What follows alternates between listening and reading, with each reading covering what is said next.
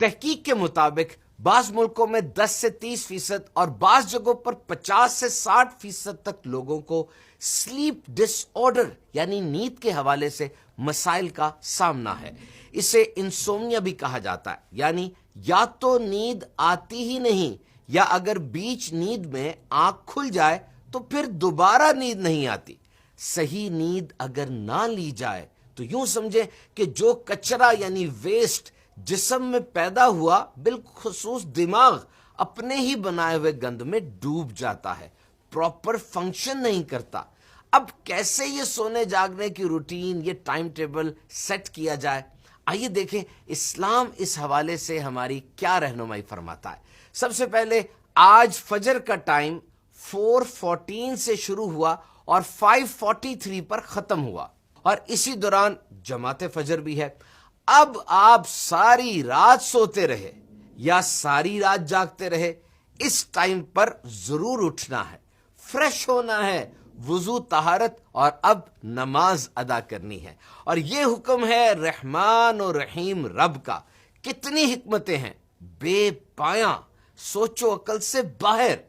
اب جہاں رات کی نیند جسم کو سکون دیتی ہے، وہیں دوپہر کے وقت تھوڑی دیر آرام کر لینا جسم میں توانائی بحال کرنے میں جادوئی اثر رکھتا ہے. رات کو نوافل پڑھنے، ذکر و اذکار کرنے اور دینی کتابوں کا مطالعہ کرنے والوں کو اس کا خاص اہتمام کرنا چاہیے.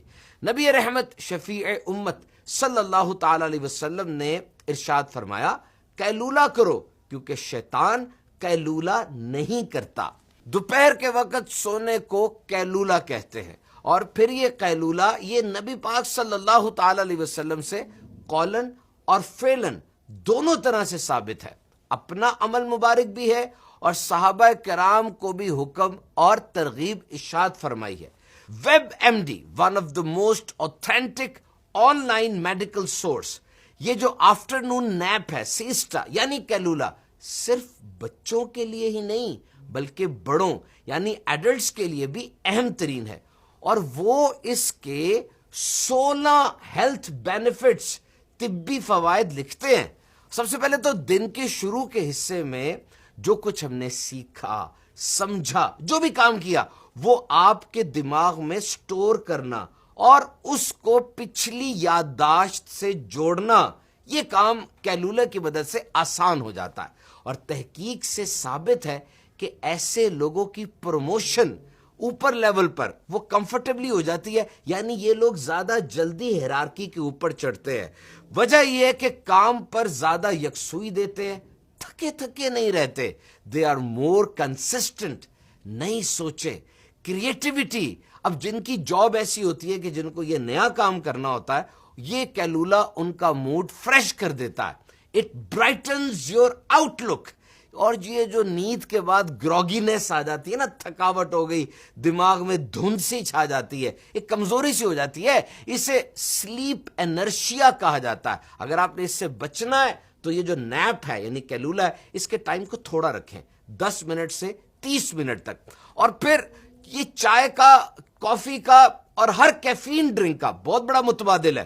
یعنی جو کام آپ نے چائے سے اور کافی سے لینا ہے، ایکٹیو ہونا ہے نا، تو یہ کام آپ قیلولہ سے لیں، یہ ریزلٹس قیلولہ سے لے سکتے ہیں. اور پھر نفسیاتی امراض بالخصوص سٹریس اور انگزائٹی میں یہ تحقیق جناب 4000 لوگوں پر کی گئی کہ دوپہر کو جو نیپنگ کرتے ہیں ان کا بلڈ پریشر کنٹرول میں رہتا ہے.